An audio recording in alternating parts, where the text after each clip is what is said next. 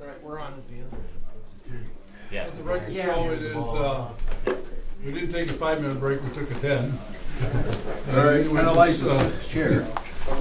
and it's 20 minutes to 11 and reconvene here. All right, Mr. Davis, where do you want to go? We would be under presentations and reports, and it would be the finance report. Management. Okay, Fred? so the bridge traffic report, autos were down about 12.5% in March. Trucks were up 3%. Overall down just a little over 10%. Kind of keeping with the pattern, I believe. I think more importantly is the fact that on April 1st at midnight, the first car that came through after that, where the toll was collected through our new e-transit system. That's been quite a process, as you can imagine.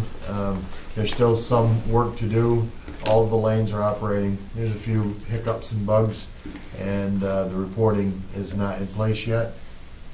All of the equipment is here for that, but they've told me that one of the processes is gathering the data and then getting the reports for it. So we'll have that information soon. I'd like to have Russ, we hired Russ to oversee the project because the rest of us are not IT people. We know what we wanted, we didn't know the process of getting there. And Russ did, and one time I sent him to Philadelphia to make sure things were on track. And Russ, can you kind of give us a report of what you've experienced with these folks? Well, I went down to Philadelphia, had a good experience down there. They do a lot of work with a lot of different companies. They had Xerox machines there. They had outside ATMs. They really had a lot of experience. From what I could see, they had lots of experience in different areas. Hard to tell just by seeing pictures and stuff like that. So we brought them, when they came up here, it was quite hectic in the beginning because we're trying to get a lot of different things going. What we found with TRMI, it was very proprietary. They really did not want anything being used of theirs to go to the next system. So there was a lot of extra rewiring. Well, I don't want to say extra. They're very particular. It had to be a certain way. So, which to me shows that effort, shows concern. They did. I think they did very well. But we are having, like with the reports, some of the dates were month, date, year. Date, month, year. So you can't just write a script and pull everything over it. So it's been doing a lot of stuff one at a time. So this, in turn, has been taking a little bit longer.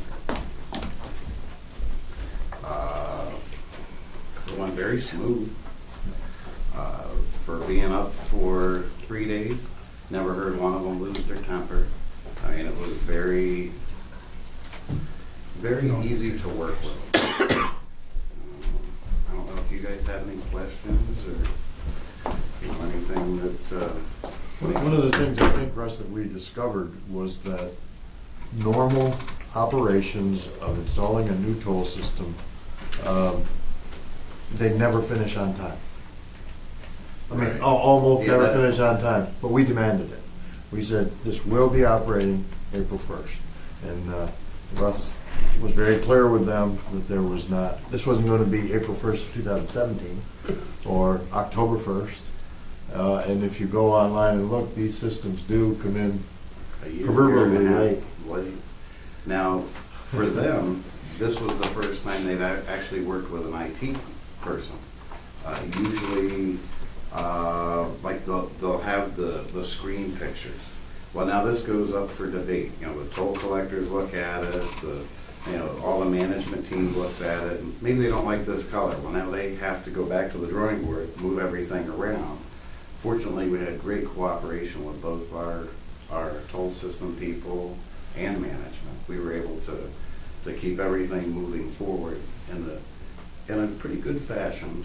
I mean, like I say, The reports, that is really, I think that's gonna be our hardest to get over, because there was no rhyme or reason of how TRMI, the old system, had done things.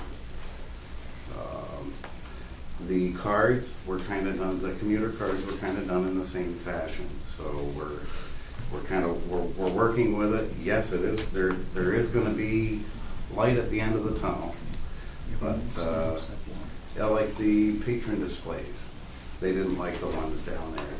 They were working, but they were creating a problem.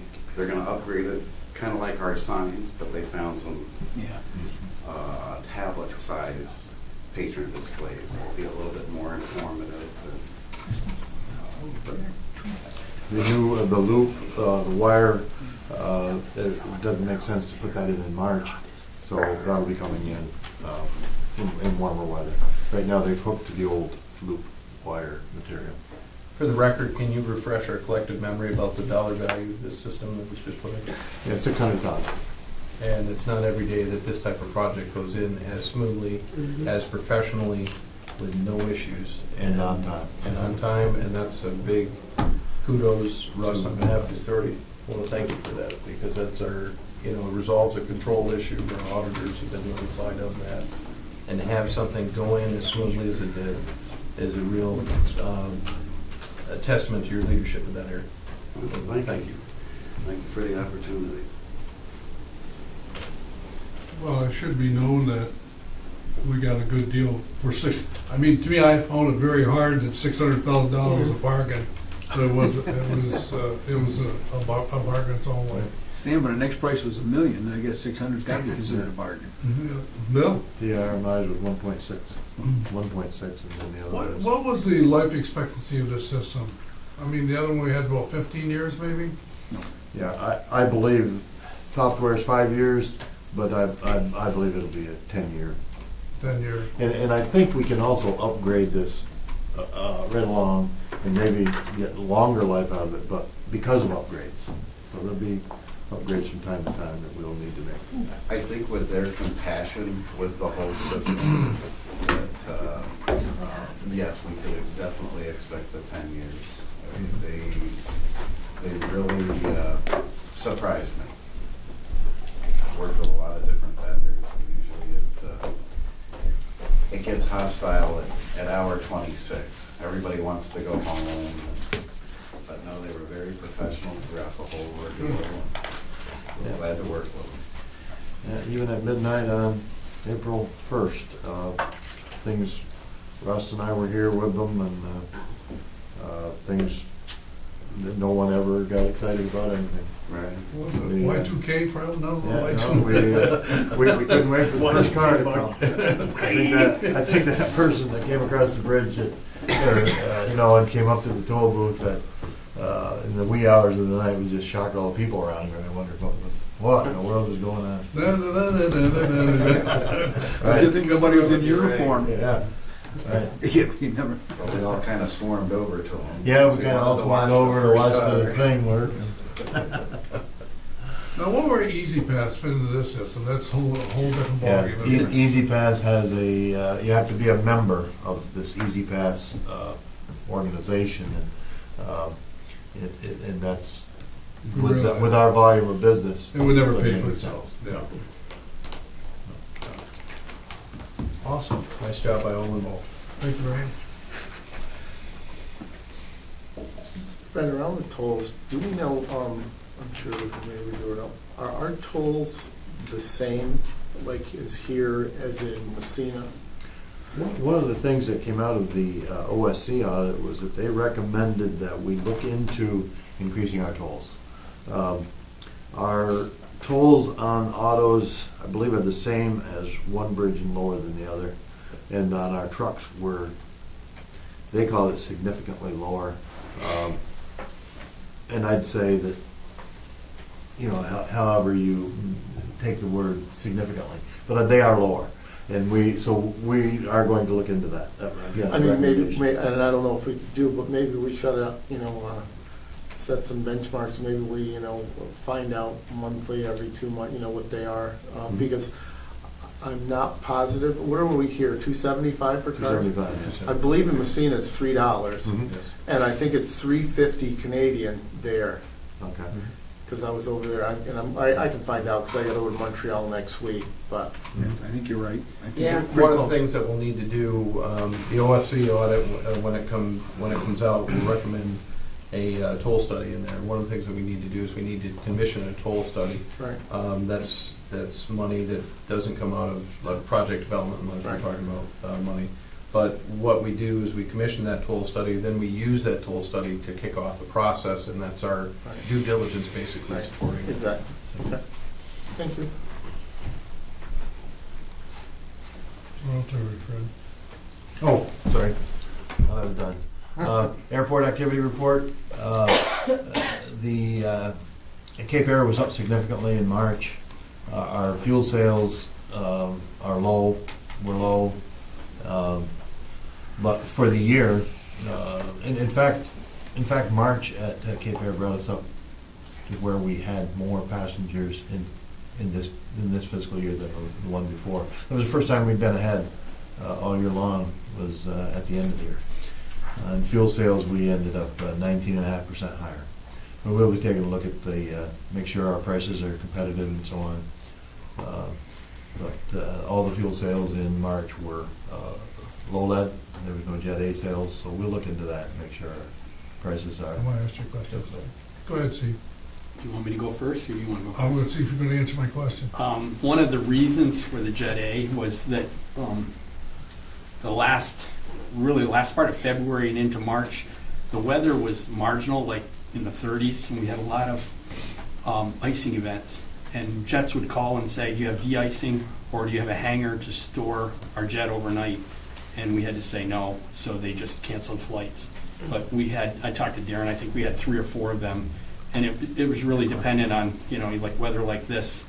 And we just didn't have the capability to assure them of taking off in the morning or things like that. So we had some iffy weather, and then, there was just a lot of threat of freezing rain through that, which is unusual. I mean, if it's snow, it's not as bad, but the freezing rain issue was always something they'd cancel a flight that they had scheduled in here. So go ahead. I didn't do He it. didn't answer that. Okay. The thing that we're thinking about, and I know the fuel service and things with the Legionnaire, how is that going to play out in the future, what we're going to do? And Well, I have an answer for that, and it's literally hot off the press from last night. I had a meeting with McFarland and also a call from the airline's fuel people. And one of the things that we'll need to do to put ourselves in the best financial position is we will need to pass at the next meeting a board fueling policy for commercial aviation aircraft. And what this policy will say, it will say that OBPA is responsible for fueling planes at the aircraft, fueling commercial aviation aircraft at the airport, and we will use a fuel company to do that. Then we turn around and what we do is we put out a bid for a fuel company to supply us fuel. In the meantime, what we do is we go out and we buy or we lease a fuel truck, and we will be having a fuel truck. A fuel truck cut sheet is being assembled as we speak by one of Steve's group, and also I asked McFarland Johnson for some information on the appropriate truck, and that will be our submission for the RVRDA application in lieu of a fuel tank, which is massively expensive and could be here in about the next 2 years by the time you get it all permitted. So we're going to pursue that, and that will put us in the best possible position to actually hopefully make money on the fuel on the commercial aviation side. that's the point. How many gallons are they go by pounds still, or are they 2,800. How many gallons? 2,800 per. 2,800 is what they need. gallons? Yeah, and then you Per- can get, most fuel trucks can go anywhere from 400 to 600 gallons. I think it's in minutes. You can get some of those that really pump it in with a right size hose, so that you can turn that over pretty quickly because you have to. So, big picture economics of this has an opportunity to add about just under $600,000 a year to our revenue line, based on fuel sales. Will generate tax in the order of magnitude of about $50,000 to the county. And depending on what the flowage fee is, could be as much as $30,000 for us. So it's definitely something that we want to get into. and take a That's look net at. revenue, too. Yes, That'd be net. net revenue. So a plane arrives today, I mean, if Allegiant was, whatever, how would that system work that we're planning on right now? We'd, when they arrive, we'd have the fuel truck over at the GA side, either full or it'd be filled from our tanks, and we'd haul over there and we'd take whatever they need for fuel, and then we'd store it back at on the GA side. Okay. So, who dispenses it? It would be us. We're We'd have, certified our to people do are that? trained, all of our fuel training is based on a fuel farm, and there is a module that's very extensive, and it's pretty important to your certification, but it's on fuel trucks. So you just have to, we'd have to go through that, but they know the general rules of how you handle fuel, but it would be what's required, like chocks for tires and different things when you run a fuel truck. So those would be just things that would just be specific for that operation, but it's nothing, it's not rocket science. And we learned that yesterday afternoon, there's some kind of temporary containment thing we'll need to buy to go around the truck while it's fueling, as part of some new regulation that's come out. I don't know the ifs, ands, or buts about it, but And the truck has to sit in a secondary containment area. So, well, there's things we would have to do. Yep. It's gonna be a new skill. I think the danger on the personnel side, I don't wanna say danger and fuel is not something you should have in the same sentence, but let me reword that. The challenge this is going to present to us is we have potentially an airport manager and 2 CSEA people out there, while we have 177 people in the hold room and the same amount coming off the aircraft. You got 40 minutes to turn the aircraft, and now you've got to have somebody fueling. So there are going to be personnel costs associated with this, but there's going to be corresponding revenue for us as well. So I just want to throw that out there. But either way, you have to have it. Yes, You have to have the absolutely. ability to provide the fuel, so. Yeah. It's a brand new service that we'll need to get into, understand, and have it ready to go. Well, I was just, to me, is the process, how do we practice the process? I mean, the first plane comes in, we're going, It's practice. Huh? I mean, yeah, Yeah. you'll do the best you can, but there's, it's a matter of knowing how to, a lot of things are uniform, so it's just a matter of how what you have for a nozzle and things like that, but it's just a matter of probably just knowing how to run your truck, really, and then there's a certain plan for an A320 that tells you, a fueling thing, and I'm sure Allegiant will have their own, what they expect, that they require us to do, so that would all be part of the training. Got some more information from them 7 o'clock last night, so. yeah, that 3-hour schedule. Well, I mean, to me, I was just looking at the safety aspect, whatever, I mean, to me, it's critical There's that, a big jump up in liability. You have absolutely. with that, and like Fred and Wade were saying, I didn't know that, but secondary containment, that says a lot, that really puts it on you, that if anything does mess up Yep. after all these regulations, then, we're responsible for it. Just as a quick side note, we should also check and see how that would impact our insurance premium. I have it on my list. They're coming, by the way. Well, I know we'll talk more on this, whatever, but thank you for that. Yeah. Our insurance people are coming in May. I can't remember the date. We have an appointment, and they're bringing aviation people with them. So that'll all be part of that discussion. The last of my reports is the credit card report, and that's consistent with the past one. Any questions about any of those reports?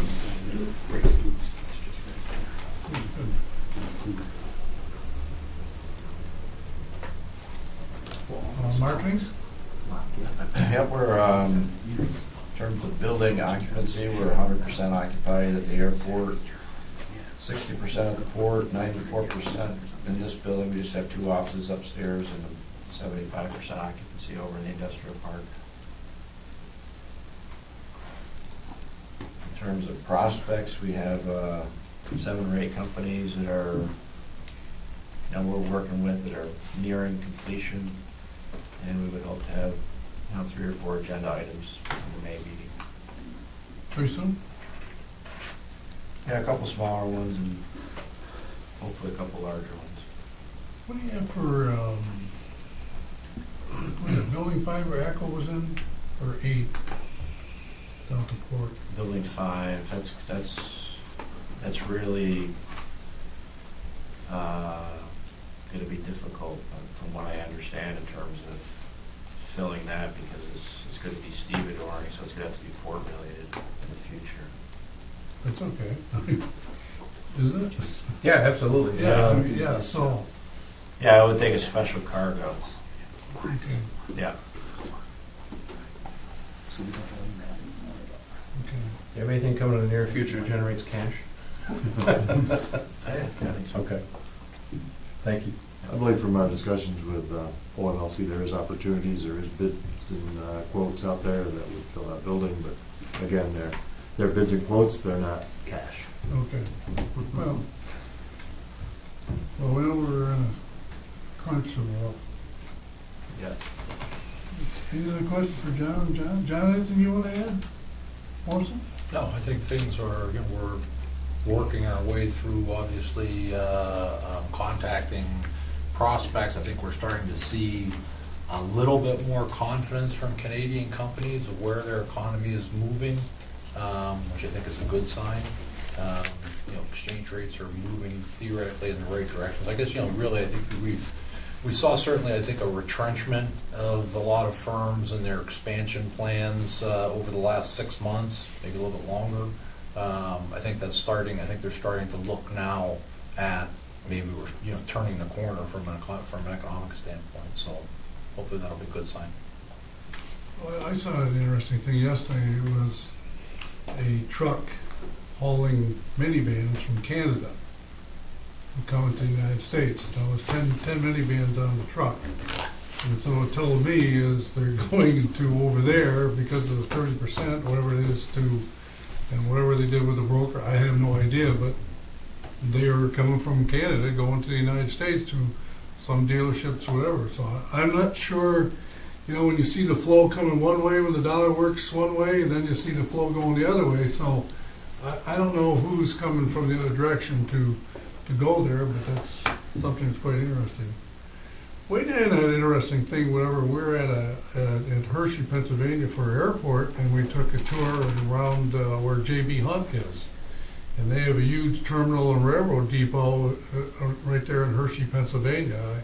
What would you say, 500 trucks? Oh, God, they had 6 of those wheeled gantry trains. It was a Norfolk Southern Yard. It was probably 10 tracks wide by easily 2 trains long. It was amazing.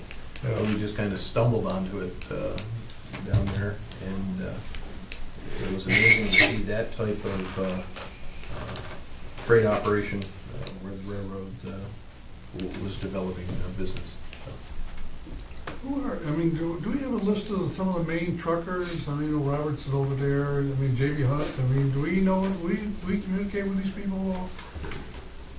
I do, through truck permits. Do you? Mm-hmm. I usually when they do call too, I made a list one time of what they were all hauling, and I do too. Well, that's something of interest. I don't know. So we start looking at trucking and rail and all those type of things. That future needs we need to make some changes. Anything else for John? Thank you, John. Keep working hard at it. Yep. I got lost here. Oops. Committee reports. Any reports? Got everything. Ross. No, I can go down here. I got it here. Committee reports, special person committee. That was when we met to make recommendation. Am I correct, Wayne? That was the meeting that occurred on February 3rd and also March 10th, where we didn't have quorum. Right, okay. Yeah, So it was labeled a special purpose committee. okay. We had a marketing committee meeting on March 16th. You know, an update for marketing people, whatever, see where we're going. I think out of that meeting, we got, share some ideas where we want to go. And I think I'd like to continue that meeting again shortly in the near future to see exactly, so we can get Doug back on track and go from there. So I thought it was a very productive meeting, and we'll go from there. Unfinished business. Agenda item C1 under unfinished business is a payment to Patricia Redmond Sargent. This is held over from the January meeting. This is for damages incurred when the light pole was placed in the middle of the sewer system, for lack of a better term. The total is for $3,160 plus interest. And I recommend that this payment be made as soon as possible. I'll move it. I'll second. Thank her for her patience. Okay. All in favor? Aye. Next item is agenda item C5. This approval of industrial lease agreement with Wizard Tower. Again, this held over from a previous meeting. The client is already in there and up and running, but for Wizard Tower, in the 4th industrial building, at the rates, terms, and conditions you see before you. Is this a new tenant? Yes. Yes. Good. We do prorate utilities in there. Name's Harry Potter. I'll move it. I'll second it. Further questions, comment? All in favor? Aye. Aye.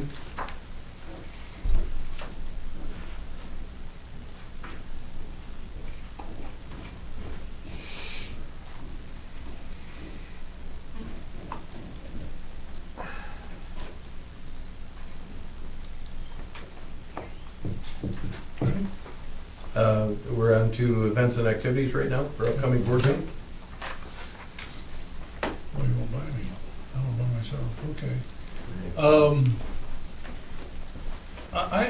We have scheduled for May 4th, and maybe if this meeting doesn't get done until 1:30, whatever, we may have to make another special meeting, whatever, but how do those dates work for May 4th?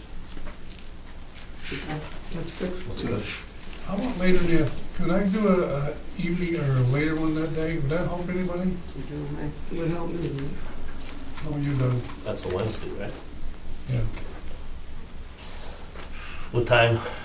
3:30, 2:30, 4 o'clock, 3:30, Fine. 3 o'clock, 3 o'clock? 3:30 is fine. 3:30. 3:30, Doug? Help me. You wanna go another day? No, that's good. I'll have to try to move some things around. Okay, so we'll make the May 4th meeting at 3:30. Did you just switch that way? Yes. I looked at it, I said, what happened to the numbers? No, it's always been there. It took half the 8 away. There's something wrong with the computer. Thank you, everybody. So we'll schedule May 4th at 3:30. Yeah. Thanks, Doug. That's Okay. kind of good for me because I didn't realize that was the date of the meeting, but I'm presenting to the 8th graders at Gouverneur that morning about invasive species on the river, and I've got information from the Seaway and so on. So that's scheduled for that morning. Great. Okay, business side, Wayne? Okay. We've got a couple of business items here today. The first one deals with project development dollars. This is the agreement with Clarkson University. And specifically what this is for 2 things. Phase 2A of the project is a $49,000 project. Phase 2A is something that has already been completed in 2015-2016 fiscal year. And Phase 2B continues the project for $108,000 in our current fiscal year that we're in now. What this does, it uses trend-setting BIM GIS techniques, sensing technologies, monitoring capabilities, and is some generally really cool stuff that is cutting-edge bridge maintenance technology. How long do you foresee this project going on further down, Wade, or Steve, do you have any? I would hope that, we could continue it annually. I don't know, I can't project what costs would be, but depending on, I think it could put us in a position to, maybe some of that could be funded through some of the research and things that come out of that. Okay. So you're suggesting that maybe there's a grant out there for this? Possibly with some of the, you did see the Revit model. A lot of the stuff they're doing is cutting edge. Oh, yeah. And with that, I think they're interested in, there's other grants and things that they can go out for on their side, on the education side, through the state of New York or through, I'm not sure, but they've got more opportunities as we do for added projects out there on the bridge. Oh, we could get a grant to do some of that stuff.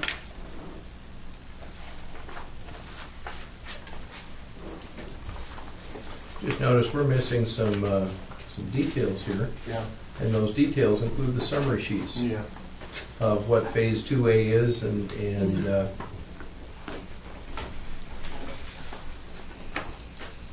I, is it in here and I'm missing it somewhere, I'm Tisha? wondering if I just put it in the wrong spot. Because we're I missing did all do three one. letters. There's one that's a summary of the project, there's one that tells specifically what's Yeah, involved in some- 2A, and one that's specific to 2B.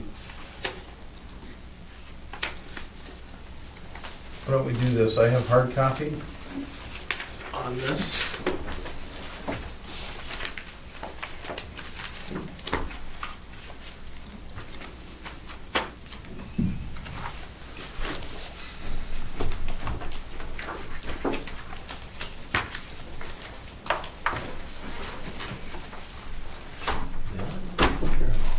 Welcome.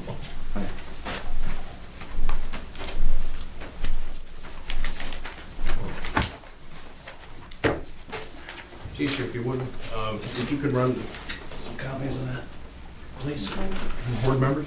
Want to come back to that? And, yes, I'd recommend you come back Okay, to that. let's come back to it. So let's temporarily move on to agenda item A2. This is agreement with Greenman Peterson.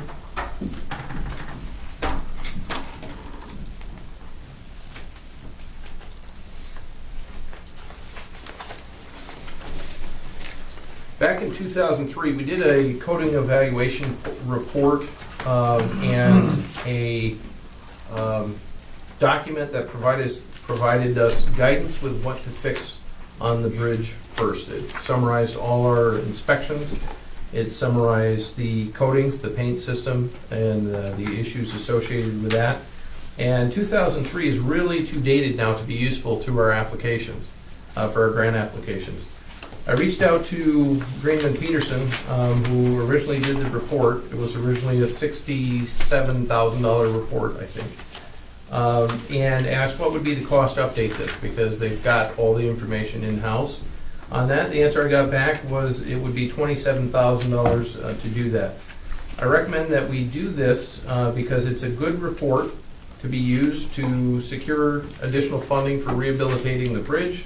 It'll give us a comprehensive look at what we need to look at next on the structure. And for $27,000 is actually a fairly good deal in the best interest of the authority. And that would go in our Tiger applications and, No, it will not be ready in time for no, that. I'm saying in future, we could, But yes, any grants, okay. it would be actually a more valuable attachment to our grant Mhm. applications than our bridge inspection reports, Okay. because it's kind of a comprehensive look. And what this does is also has a component in there where they will come here and make a presentation to the board, as they've done previously. I'll move that. I'll second. These numbers here, Wade, what does that mean? That is backup, that's the actual cost sheet that you're looking at, Yeah. the $27,000 down the bottom of the corner. Right, but it says, I mean, detailed fuel assessment, project manager says 4.00.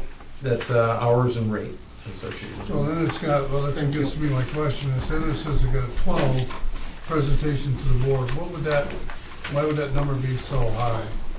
What would that be? I do not know the specifics on that, but I can ask. Okay, so I mean, is that really the presentation board, the total evaluation of what they, I guess, observed, saw, evaluated? Is that what that is? I do not know. Sam, what was your question? I'm sorry. I'm just- Well, on the Presentation? consultant fee estimate worksheet, it says the following things, it's got project manager. Those would probably be hours, I imagine, and then you'd tie them to the rate, the hourly rate on the, so the total go down the, is that what you're? So I think the question is, why is there 12 hours of project manager time and 12 hours of corrosion specialist time associated with the presentation to the board? Well, And I I'm think- not gonna be here 12 hours, am I? no, but they've gotta travel. I mean, they have to count for a whole day Oh, travel, You pay travel. okay. yeah. And it's mostly, Just send me a copy of it, will that save me money? huh? So that's where that cost comes in. Wow. 24 hours. $1,000, okay. Where are they coming from? Albany. Albany, yeah.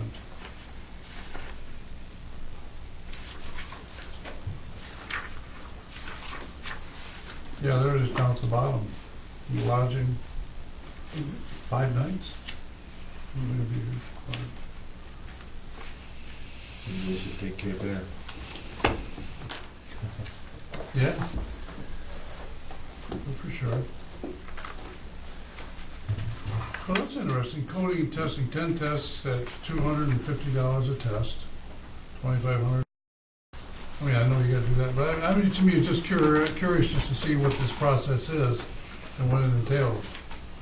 I know this is a good deal. I mean, I've already had this discussion, but.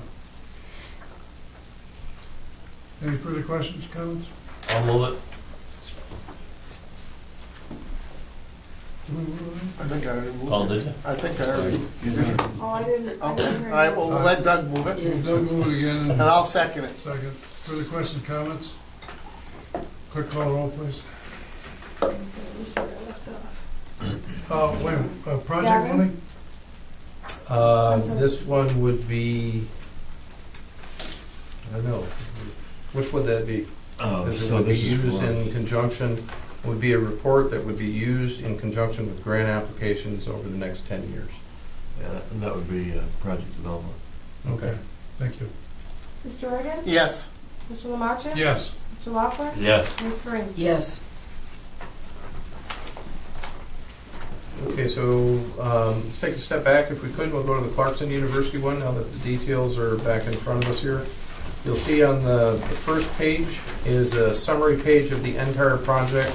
I asked Clarkson to write that up, and actually this is an appendix in 2 of our applications that will be going into USDOT, one for the Fast Lane program and the other for the Tiger program.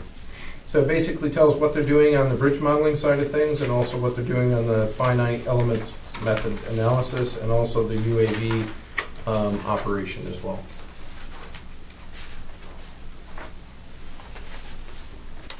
Let's go to the third page. The third page deals with Phase 2A, which was completed in March of 2016. And you see the 49,256 there. And the reason this one is back before the board is because the original partnership was 35,000. It went up to the 49 because of the reasons you see there. There was more things that we asked for, and there was more things that needed to be done in that regard. No, it's interesting, Green and Peterson, they gave us a detailed thing on time and things, whatever. Do they do this also? I mean, here's $39,000, equipment stuff. Do we know exactly what it is? No, this is what you were looking at before, that was an engineering proposal. Right. This is a research agreement, fundamentally two different, you're looking at apples and oranges. They don't quote in the engineering format for that.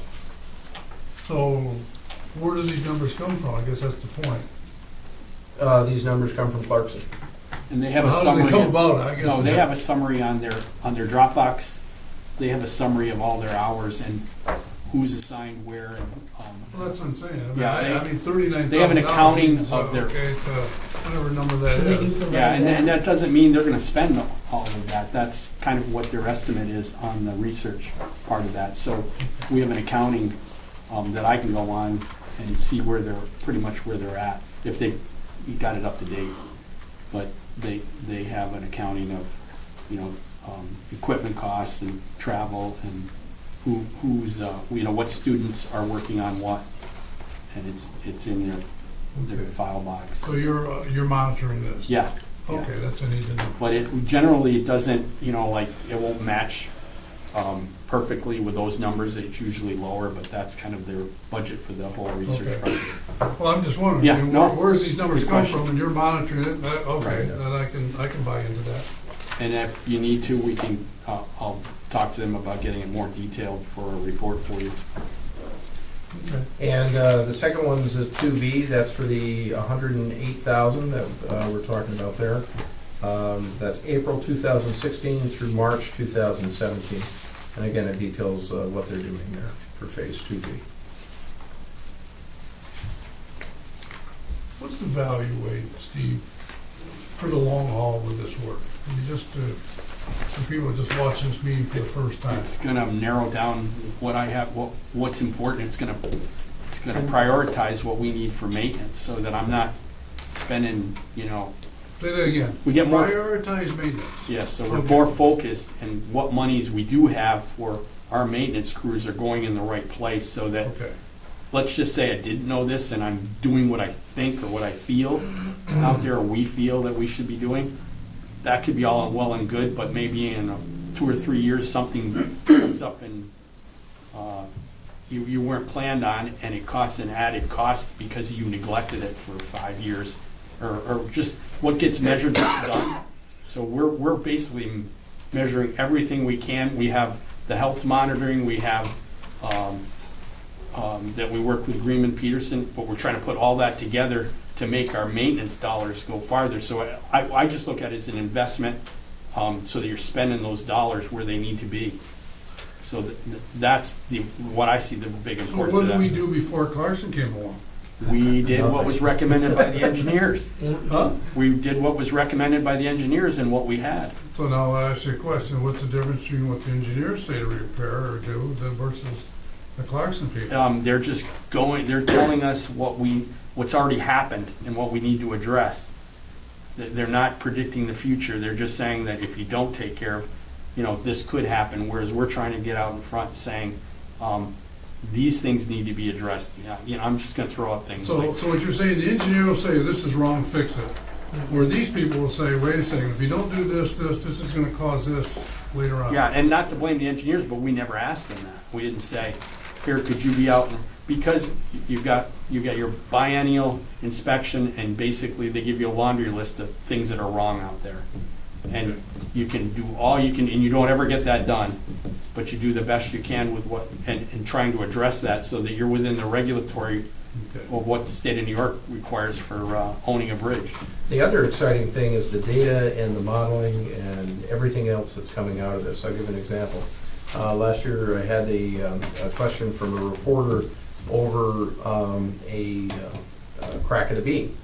And with a couple punch of the buttons, you can look things up and say, okay, we had a problem with this beam, and oh, by the way, there are 1,863 of them on the bridge. We haven't been able to tell anybody that since the day the bridge opened.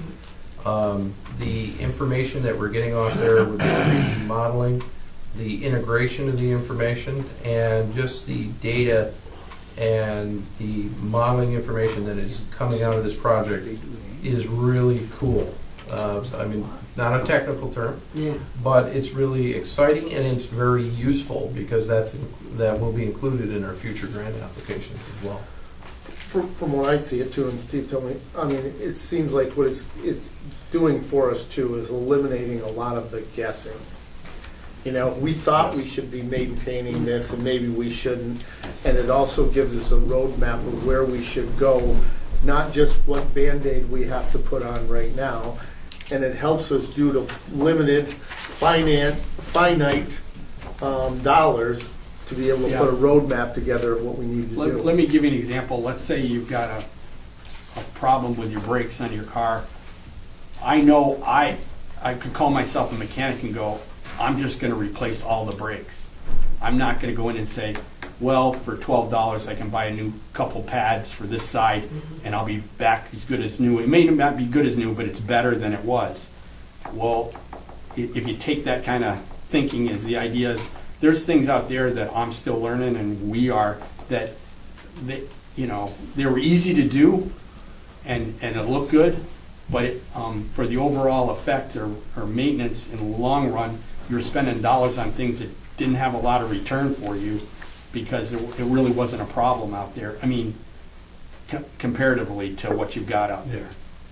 Well, I think we all realize it's our bread and butter, and without our bread and butter, we're not going to eat. I mean, so the question that I just, and Wade and I had this discussion the other day, was basically, when this bridge was built, and now today as you build a bridge, they say, well, the life expectancy of this bridge is 125, 150 years of how it's engineered with today's technology. And I'm thinking, all right, when they built this bridge 65 years, 1960 or, all right, so 55 years ago, or 56, 57 years ago, what did they predict was going to happen and what was the life expectancy, whatever. And so now we've probably gone by the predicted life expectancy, whatever. So how do we doctor ourselves? I guess that's the best way. How do we doctor ourselves to get the most we get for how long it'll go?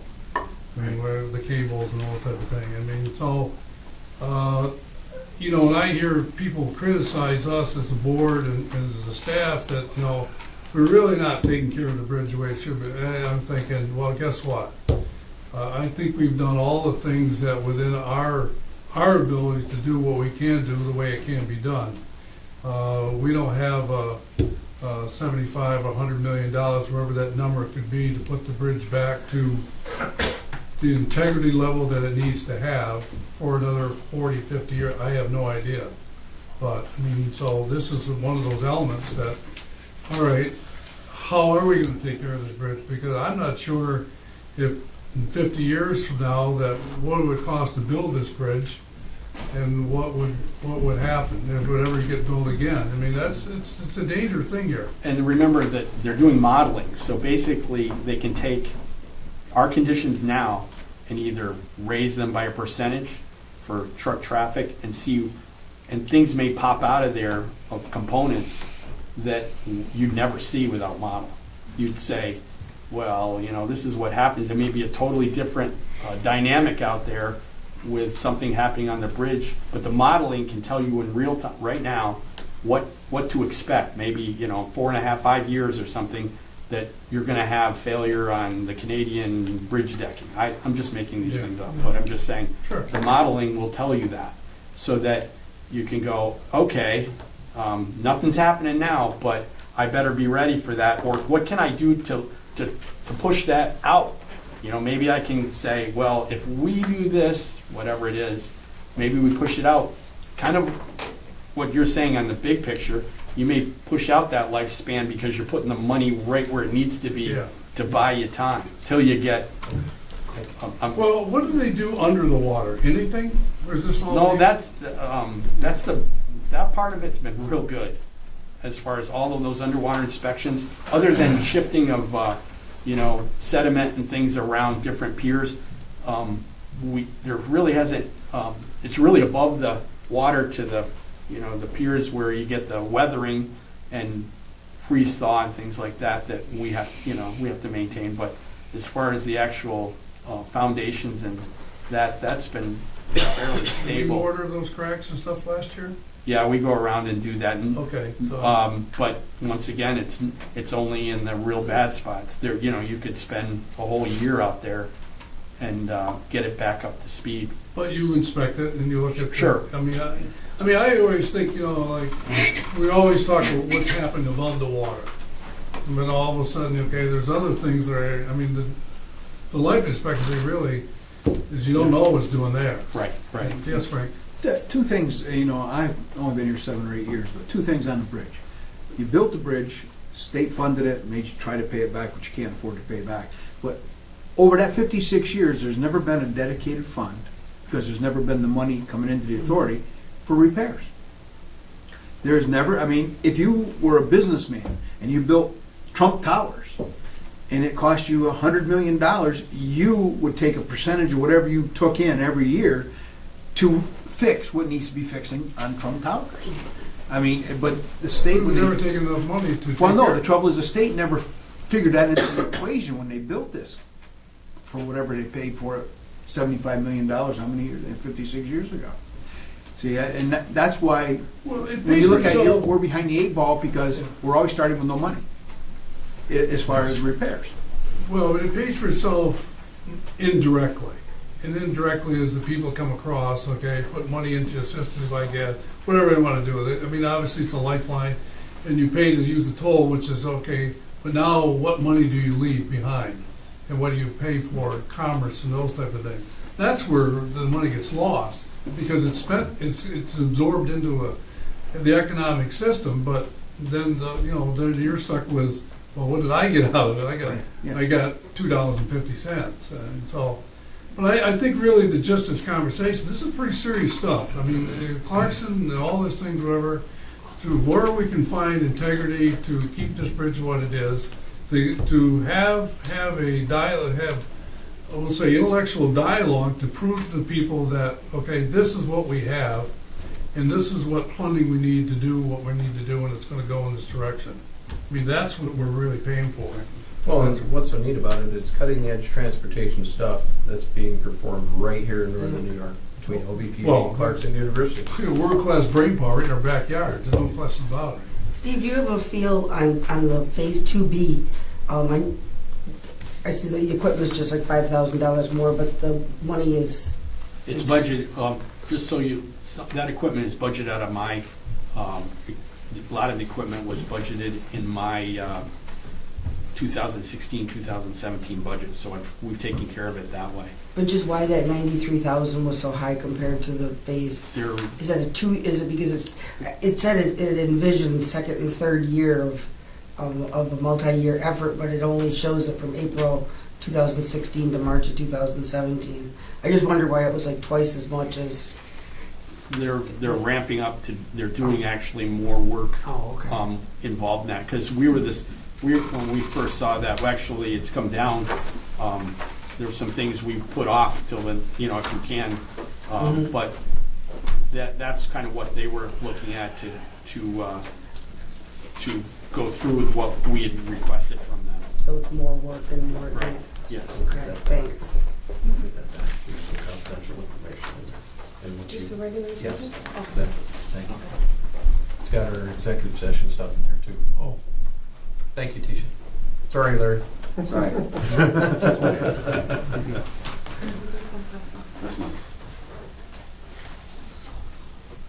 Okay. Stuff I brought with me. Okay, I just, Shred it. Thank you. the motion movement, I'll move it. I'll second. further discussion, comments? what item was that, can I ask? It's the A1. Clarkson. Okay, thank you. Clerk call roll, please. Mr. Lamarche? Yes. Mr. Walker? Yes. Ms. Breen? Yes. Mr. Reagan? Yes. And the next item is A3. Doug, I think you mentioned, was that part of our application?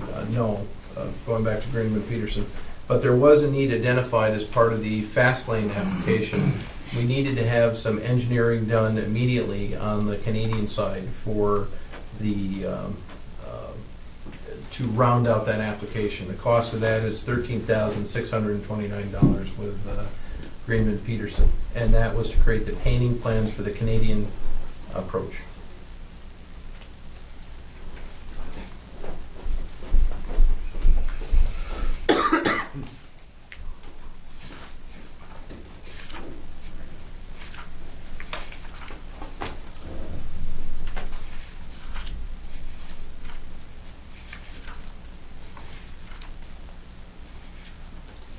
Again, the reason for this is we needed it as part of the application. You can't submit an application without the corresponding engineering plans. I'll move that. I'll second. Further questions, comments? Project development money as well, because this is getting plans ready to have a shelf life over 5 years. These are project development money, but it's not capital. Yes. Because of the GASB rulings that you can't amortize, you can only depreciate. So, unless there's something that can depreciate, it's not capital, but it still is project development. Clerk, call the roll, please. Mr. Walper? Yes. Ms. Brennan? Yes. Mr. Reagan? Yes. Mr. Lamache? Yes. Next up is item A4, line of credit approval with KeyBank. This is for our first line of credit. You'll recall back on December 10th, at the board meeting, we appointed KeyBank Capital Markets to serve as the authority's private placement agent and or senior managing underwriter. We need to secure interim financing for the passenger terminal building. And as a result, we have a $5.5 million secure line of credit from KeyBank Capital Markets in front of us at the rates, terms, and conditions you see there.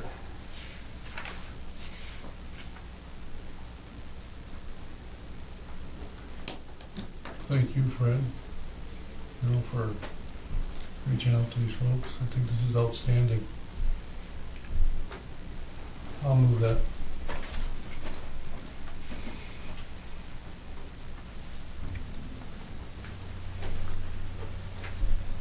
I'll second it.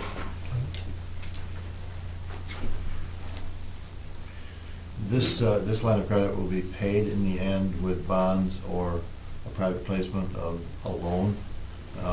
This is the portion that's not eligible for FAA grants. Right. Not only does it pay for the terminal, but it pays for the parking lot.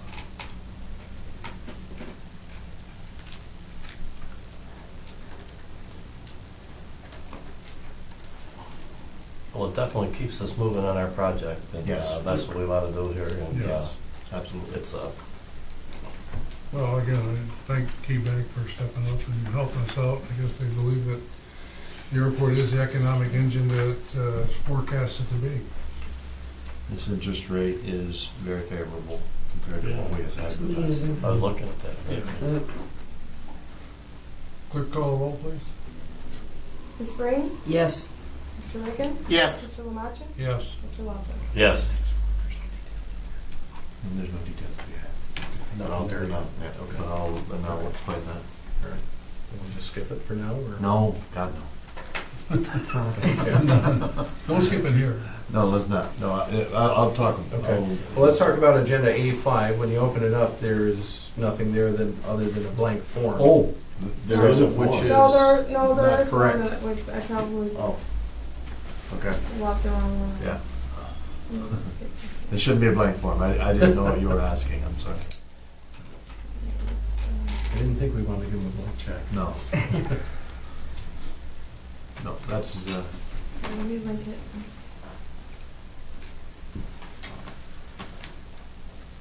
Says resolved. yeah. No, we had a blank and we had a regular one that he did on his own, so I guess this is,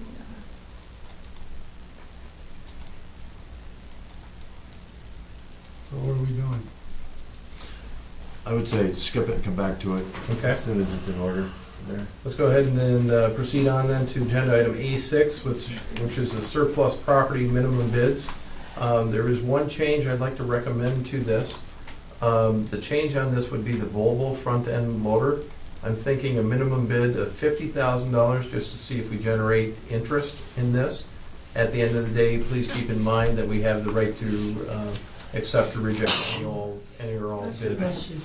But as this has already been through, One round. it's been once or twice now, Steve? on the Once, and loader? it was 75. We were asking a minimum of 75.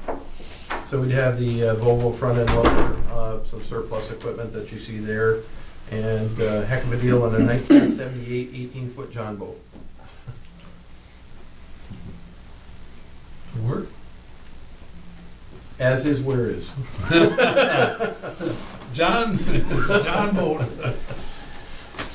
It works, doesn't it, Steve? I can't say for the moment. And I don't know how much bailing you might have to do. Does it have historical value? No. Doesn't.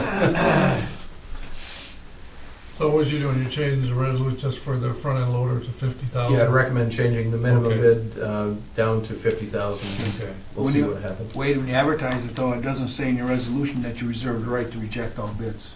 You might want to Okay, make sure when we'll you make sure that advertise, we put that in there. in the advertisement. And in your resolution, Yes. change that to 50,000 too. Yeah, Oh, the On the that's resolution. down on the bottom there. Oh, thank you. I changed That's that. nice, you can just change it like that, eh? Mhm. Make that 500,000. See if we get anywhere, right? This is a special Volvo. Somebody at 50. Oh, yeah.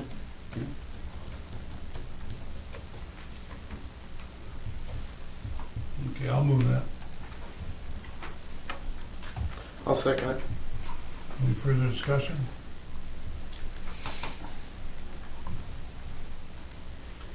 The only question I had, and Wade and I discussed the other day, is when we scrapped the locomotive, and that money, Fred, goes into capital fund? Project development, yeah. Oh, it goes into project development money. So, okay, so that's itemized. So this money too would actually go in that direction also? Or can you use it as you wish? That could, Could be a choice. that could be a choice. Okay, so if we want to use that for, Right. turn the lights on or something, you can use the turn the lights on, okay. All in favor? Aye. Aye. Aye. Next item is Service Disabled Veteran Owned Business Operations Policy. As part of Executive Order, I believe it's 14, while it's loading here, we're required to, 17B of the New York State Executive Law provides a meaningful participation of service disabled veteran-owned businesses. As a New York State authority compliant with public policy, we are required to have a 6% goal for all projects. This is very similar to what you've seen with our MWBE requirements. So we're recommending approval and adoption of the goal plan. Is there any advisement how to do this as something new and to help us to make sure we meet our goal? Or is it we just, what I'm saying is, how do you advertise that, or, you know, how do we go about doing that? This is something new. We want this to happen. We have the experience of what we did with MWBE and how we have met those goals. We have a list of those service disabled veteran-owned businesses. It's going to be a challenge. We'll do our very best. We've made goals in the past, and we'll do everything we can to make this goal. Okay. On any of your construction projects, MWBE is always part of it. This could be just another add-on, and all the contractors, Yeah. you know, they have contacts. They know this is coming. This wasn't. Yeah, well, I mean, to me is, I mean, I'll just use a number or whatever. You have a big pot of people or potential who are minority or women, and now you have another pot that has veterans. You say, I don't know categorically how many people would qualify number-wise. We'll just say New York State. how many people who have been listed even in this category? I'm gonna assume that you're gonna find a list at the state level at some point that we can tap into. We have the list. You have Yes. the list. Oh, you have the list. Well, that's good to know then, that's all. And the rules and regulations are similar to what our MWBE is? That's the Same, same, Thank you yes. very Okay. much. Administration, And it's statewide. same agency, correct? Mhm. Empire State Development. Okay. Yes, I think so. I think, I'd make this comment, I'd be honored to help these people to do whatever they can. Mhm. They've provided us a service, Right. and we should provide a service back to help these people, so I think it's outstanding. It's gonna be a challenge because the list isn't Yeah. as extensive as the MWBE list. I'm sure it will grow. We will encourage service disabled veteran-owned businesses to apply and get certified. So, well, it takes me next, the question is, so now we'll just say there's something available and nobody applies or qualifies, you go for a We'll waiver have to system? seek Is there a yeah. waiver system? Yes. The same as Yes. Okay. as the other. Very similar to the MWBE. Well, I think we've done an outstanding job of getting ourselves straightened away with the MWE, and I think obviously, Fred, I think you and Karen will do an outstanding job with this also. I'll move it.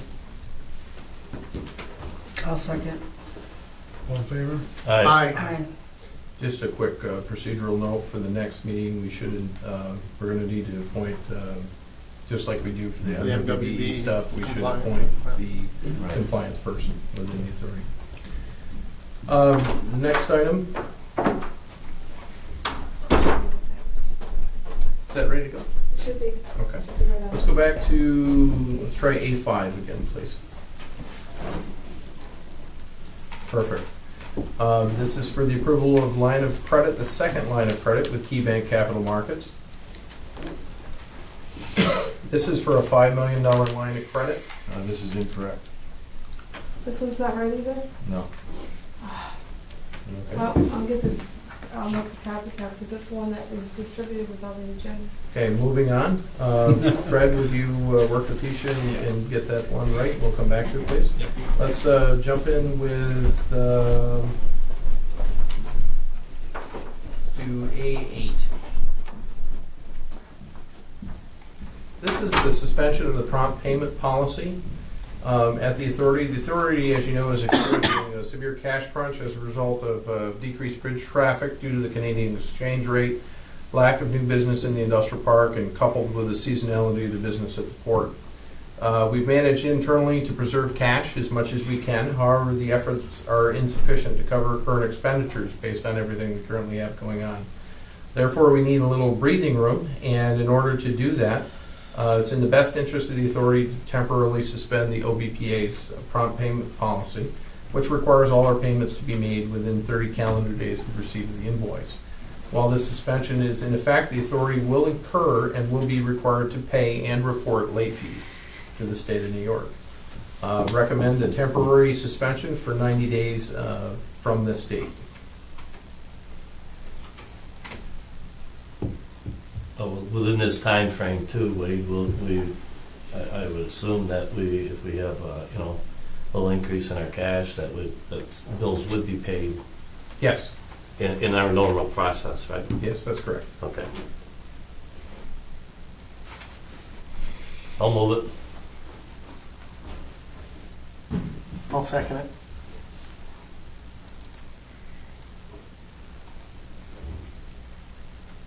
All in favor? Aye. Aye. I guess, I just You wanna go? wanted, yeah, I just wanted to make a comment. I mean, and this isn't something that, we're considering lately. The authority's always paid on time within the 30 days, but there's circumstances that we're waiting on other people that, are making this something we have to do right at this point in time. So it's not like that, things have been not handled correctly on our end. We're just waiting for some other people on the other end with some significant dollars, so.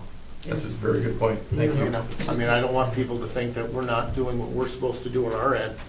I mean, we're in good faith, they're doing everything we're supposed to do, but then we're waiting on other people that Yes, that's a good point. Okay. Then it's just an Yeah. And absolute oh, by the way, we necessity. have a $25.6 million project Yeah. ongoing right Yeah. now. Right. We all set to move on? Yeah. Okay, moving on to A10. This is approval. A9, E9. recognition. Oops, thank you. Guess what, we'll move on to A9. This is a housekeeping matter, but we have an employee recognition policy here that has been in effect since 1983. It's negotiated through the OBPA Labor Management Committee. And bottom line, it hasn't ever been codified as a policy. So we stumbled upon it. We looked at it and said, let's get this done. You can see the corresponding policy under the policy link that's there. And you've seen this in practice. Anytime an employee reaches a milestone at 5, 10, 15, 20, 25 years, so on and so forth, we do different things. We recognize them here at the board meetings in January and June. Depending on what it is, we'll give them a print or a clock or a retirement. There'll be a Frederick Remington bronze. I think it's a great idea to continue that. You know, I've always been of the opinion that your employees are the ones that make our job here, so, you know, it's a good policy, and I would move that. I'll second it. Any further question, comments? All in favor? Aye. Okay, we want to try the key bank again? Yeah, let's try. All right. That's the key. Third time's the charm. Let's go back to Well, you just keep A5. raising the amount you wanna have. Yeah, well, that's what I did. 5, 10, now we're up 15. That was, that was yesterday's job. And that was the, There it is, right there. Do we have the right version? let me get it open. Looks like we do. Not to exceed 10 million for the Yeah. runway expansion project. Right, yeah, okay, that's it. So again, same opening. We appointed KeyBank Capital Markets to serve as the authority's private placement agent and/or senior managing underwriter. We need a interim financing for the runway expansion portion of the project. Now, this is the FAA eligible portion of the project. And we need to have an additional line of credit available to us as the NBT line of credit for the straight 5 million has been exhausted. And to reiterate what you just said, this is FAA reimbursement. This is the air side of the project, yes. We're seeking pre-approval of the line of credit from KeyBank in the amount not to exceed $10 million. I believe that when we do get this in place, that we may need a special meeting to approve the specifics. I think this gives us what we need with KeyBank to get it set up. I have originally asked for 5 million evergreen. Evergreen means that as you pay it, it's like a credit card. Mhm. As you pay it, you know, you've got a limit on your credit card. As you pay it, it doesn't matter how much you use as long as you never exceed your limit. And that's what the evergreen line of credit is. They are not certain that they will do that evergreen portion yet. That's why I'm asking for 10 million so that we can cover the rest of the airside project. If it's evergreen, it won't be 10 million, so that's why the maximum 10 million. And I think there's another thing in there that I have left intentionally vague. The interest rate, I believe, will be the same, but again, I put in approximately, and the origination fee, I'm not certain of yet, but if it's 10 million, not 5 million, it'll be higher. So I left that as yet to be determined. So this is